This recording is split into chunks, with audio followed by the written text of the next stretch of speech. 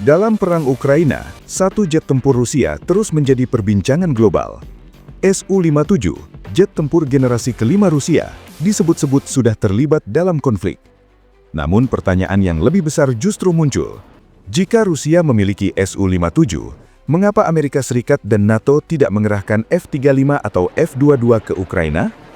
Apakah ini soal ketakutan, atau ada strategi yang jauh lebih besar sedang dimainkan? Tetap di sini, karena jawaban sebenarnya tidak pernah muncul di headline Barat.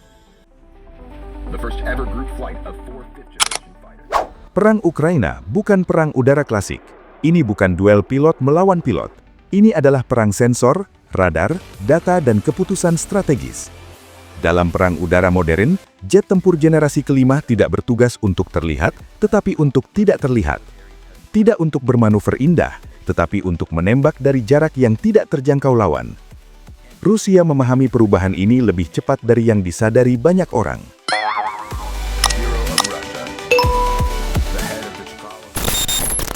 Ya, Su-57 Rusia memang sudah digunakan dalam perang Ukraina. Namun cara penggunaannya sangat berbeda dari yang dibayangkan publik. Su-57 tidak diterbangkan secara masif. Ia tidak masuk wilayah pertahanan udara padat. Ia digunakan secara selektif untuk meluncurkan senjata jarak jauh, menguji radar, sensor, dan sistem peperangan elektronik dalam kondisi tempur nyata. Dalam terminologi militer, ini disebut combat tested, dan Rusia melakukannya dengan disiplin tinggi. Jika kamu baru menyadari fakta ini, kamu tidak sendirian. Banyak media sengaja menyederhanakannya.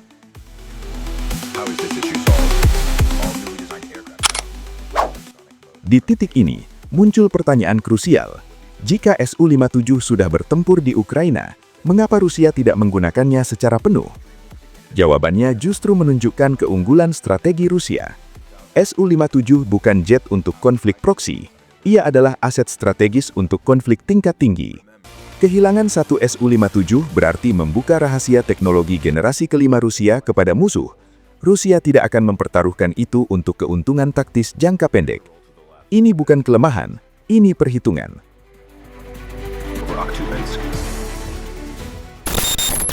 Sekarang kita beralih ke sisi lain.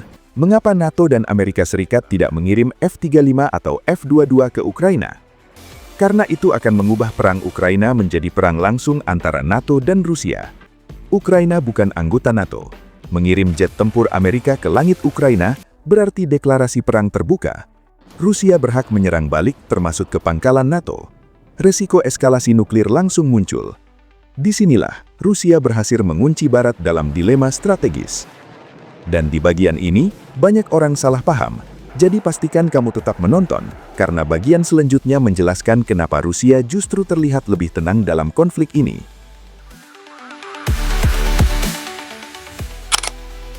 Su-57 Rusia tidak dibangun untuk meniru F-35 atau F-22.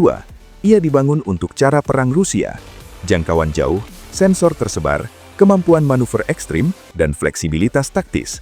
Dalam perang udara modern, Su-57 dirancang bukan untuk duel film Hollywood, tetapi untuk menghancurkan target bernilai tinggi dan bertahan hidup dalam konflik besar. Rusia tidak mengejar publisitas, Rusia mengejar efektivitas jangka panjang.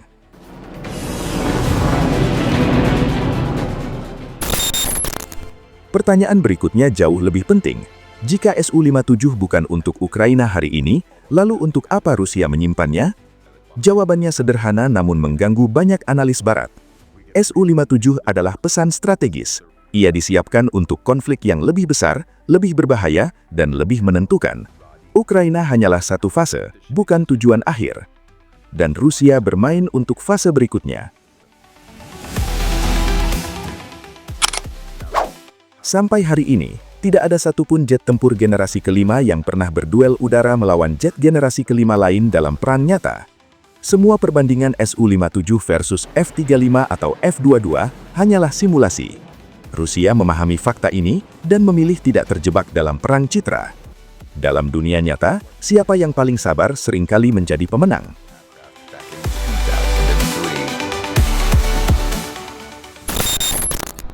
Perang Ukraina menunjukkan bahwa kekuatan sejati tidak selalu ditunjukkan dengan penggunaan senjata tercanggih secara terbuka. Rusia menunjukkan bahwa menahan diri, Memilih waktu dan mengendalikan eskalasi adalah bagian dari kekuatan itu sendiri. Jika kamu setuju bahwa analisis perang harus lebih dari sekedar propaganda dan sensasi, tekan like sebagai dukungan. Tulis pendapatmu di komentar, apakah menurutmu Su-57 sengaja disimpan untuk konflik yang lebih besar? Dan subscribe agar kamu tidak ketinggalan analisis geopolitik dan militer mendalam berikutnya. Karena dalam perang modern, yang paling berbahaya bukanlah mesin jet, melainkan strategi di baliknya. Here's a roll.